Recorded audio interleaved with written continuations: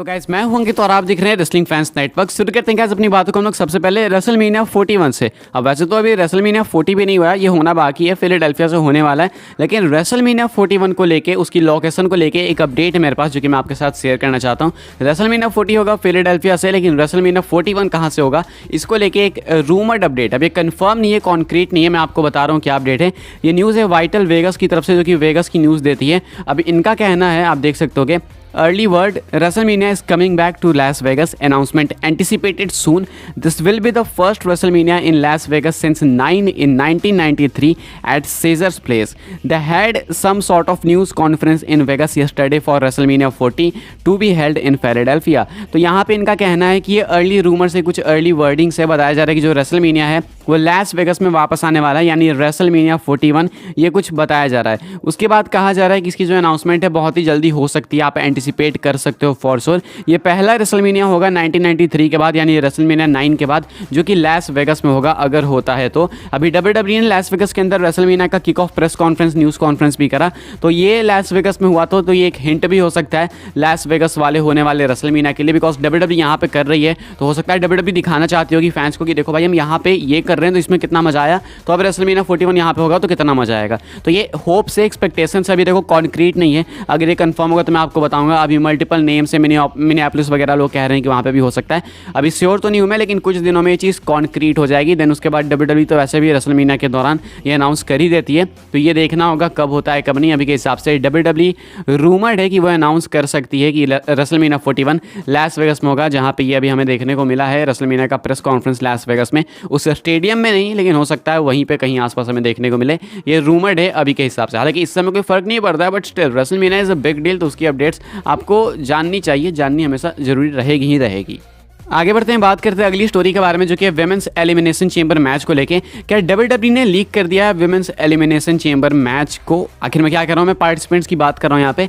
अभी ट्विटर पे एक फोटो वायरल हो रही है जहाँ पे क्लेम करा जा रहा है कि WWE ने अपने वेबसाइट पे इसको थोड़ी देर के लिए अपडेट करा था, फिर उसके बाद डिलीट कर लिया। अब ये फोटो क्या है आप लोग देख सकते हो अपने स्क्रीन के ऊपर, यह है विमेंस एलिमिनेशन चेंबर मैच का मैच कार्ड। अब यहाँ पे पार्टिसिपेंट्स आपको क्लियरली तो नहीं दिखेंगे बिकॉज ये ब्लर्ड है। अब मुझे नहीं पता है WWE ने जानबूझ के किया या फिर नहीं करा, या फिर रियल भी है या फिर नहीं, वो मुझे नहीं पता, लेकिन न्यूज़ सोर्सेस न्यूज़ साइट्स वगैरह कवर कर रही है इसको, तो मुझे लगा आपको बता देते हैं। यहाँ पे देखो पहले से तो Becky Lynch and Bianca Blair confirm है ही है कि वो यहाँ पे होंगी।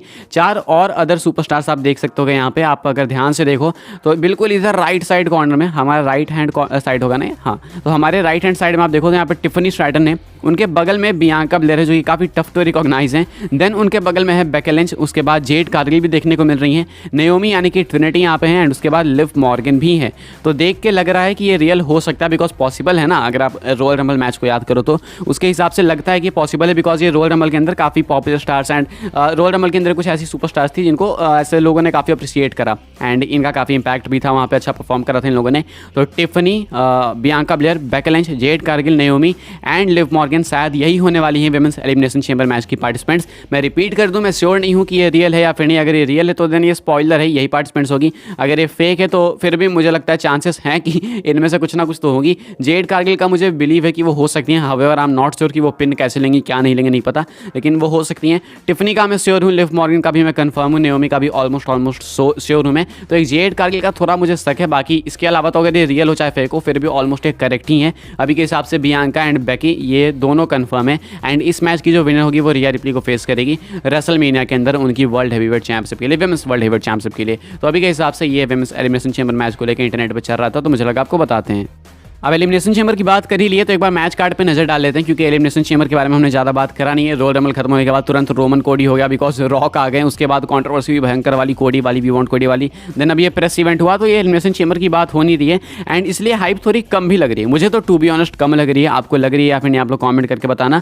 अभी एक बार मैच कार्ड देख लेते हैं, क्योंकि काफ़ी सारे लोग इस चीज़ से अपडेटेड नहीं है, तो मैं आपको बता दूँ विमेंस वर्ल्ड चैंपियनशिप का मैच कंफर्म है, रिया रिप्ली वर्सेस नाया जैक्स का। कुछ लोग कह रही है मेन इवेंट होगा, मुझे नहीं पता भाई ये होने वाला है या फिर नहीं, लेकिन ये वाला मैच आपको देखने को मिलेगा। रिया रिप्ली डिफेंड करेंगे अपनी women's world championship against Nia Jax. अब यहाँ पे रिया रिप्ली की जो रेंडर है ना भाई, बहुत खतरनाक रेंडर है, भयंकर लग रही है, तगड़ी लग रही है। यहाँ पे जेफ हार्डी जैसी भाई इन्होंने ईयरिंग्स पहनी है या इन्होंने भी कान ऐसा करा लिया अपना, नॉट श्योर, मैंने अभी देखा जस्ट। तो ये है। इसके बाद कंफर्म करा गया है टैग टीम चैंपियनशिप का मैच। आज हमने देखा स्मैकडाउन के अंदर कि पीट डन एंड टाइलर बेट ने अपनी अपॉर्चुनिटीज़ अर्न करी इस टाइटल के लिए, अनडिस्प्यूटेड टैग टीम टाइटल के लिए।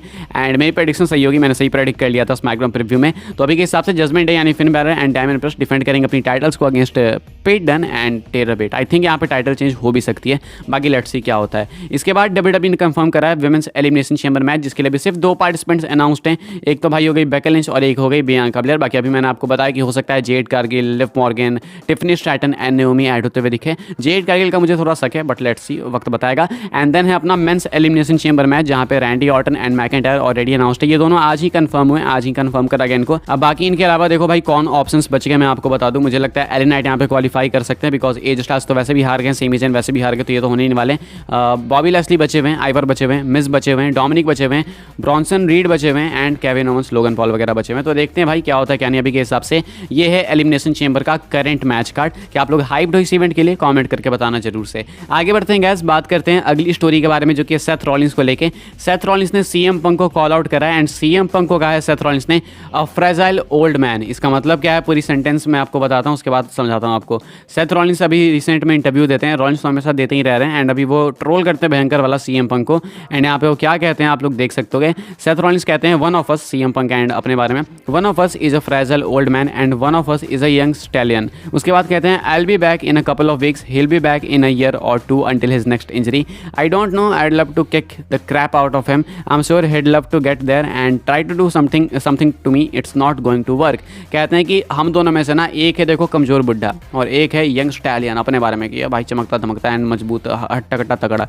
उसके बाद कहते हैं कि देखो मैं तो भाई कुछ हफ्तों में वापस आ जाऊँगा अपनी इंजरी से, वो आएगा 1-2 साल में, उसके बाद फिर इंजर्ड हो जाएगा। तो वो जब भी है मुझे नहीं पता, लेकिन हाँ मुझे पसंद तो आएगा जरूर जब वो वापस आए, बिकॉज मुझे उसकी बैंड बजानी है। अच्छा वो भी चाहेगा कि वो मेरा कुछ ना कुछ बिगाड़ ले, लेकिन नहीं होगा, कुछ काम नहीं करेगा, कुछ मेरा बिगाड़ नहीं सकता है। तो यहाँ पे कमज़ोर बुढ़ा कहते हैं एंड कहते हैं कि 1-2 साल में वापस आएगा वो। मुझे नहीं लगता 1-2 साल लगेगा, मुझे लगता है 6 महीने 7 महीने max to max. I guess SummerSlam या उसके बाद आ जाएंगे CM Punk. However I am not sure, देखते हैं वक्त बताएगा।